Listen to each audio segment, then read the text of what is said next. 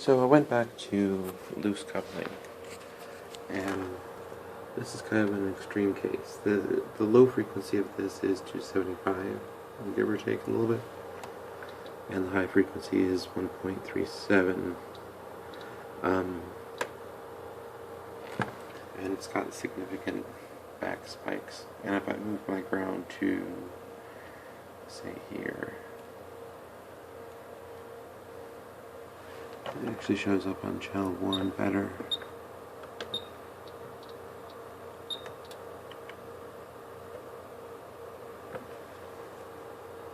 That there's definite inversion. It's right at the peaks.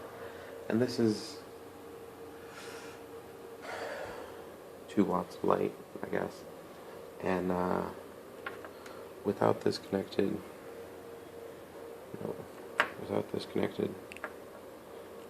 to ground, my power goes up, and that gets really erratic, but it doesn't really get a nice stable level. Oops. So now channel 1 has like 5 volts on it, but my power went up there. So if I reconnect this bulb, which is on this metal pipe that's wrapped around this coil, that's this is the end of my cacher output, which is like 270. I don't know. This measure is 294. It's a little. It's about that.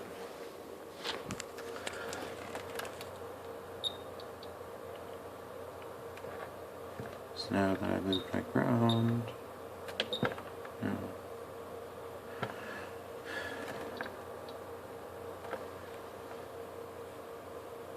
that's DC biased, and so that's not charging those capacitors very well. I got some new capacitors.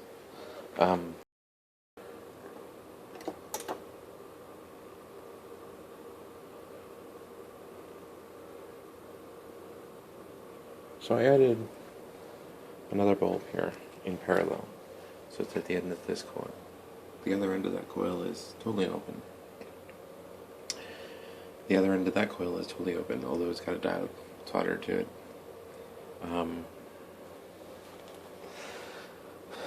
And this is my LEDs, and I can touch them and they become brighter.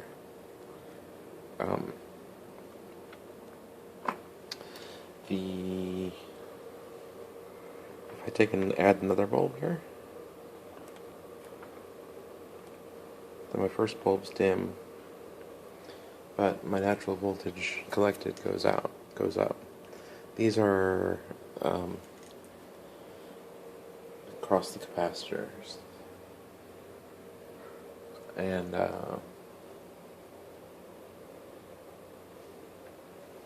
more capacitance the higher the voltage is too, which is kind of strange considering where it's connected.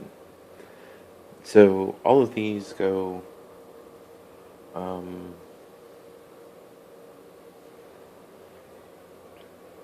to the anode of the diode, and then the cathode of the diode is ground and the coil, the grenade coil,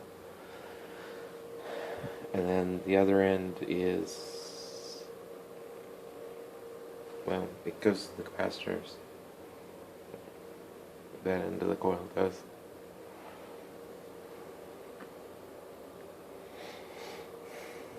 And when I add another bulb, the power level goes down. So then I can turn up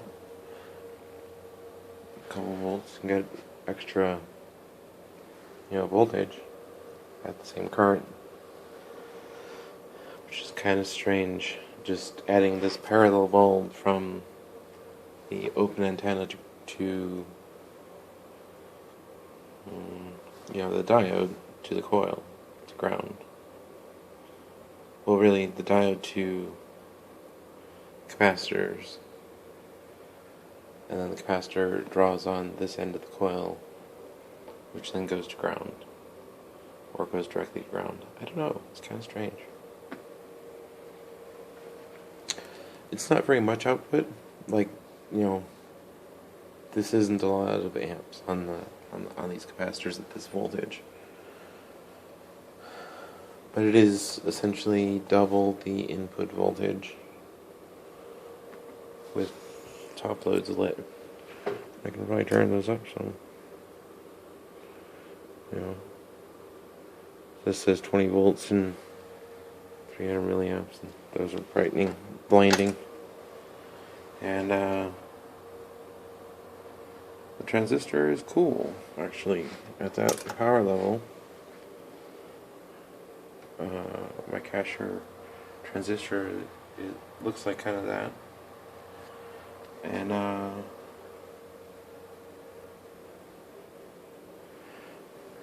so that's 7 watts total, driving all that. No, 6. And a cool cashier.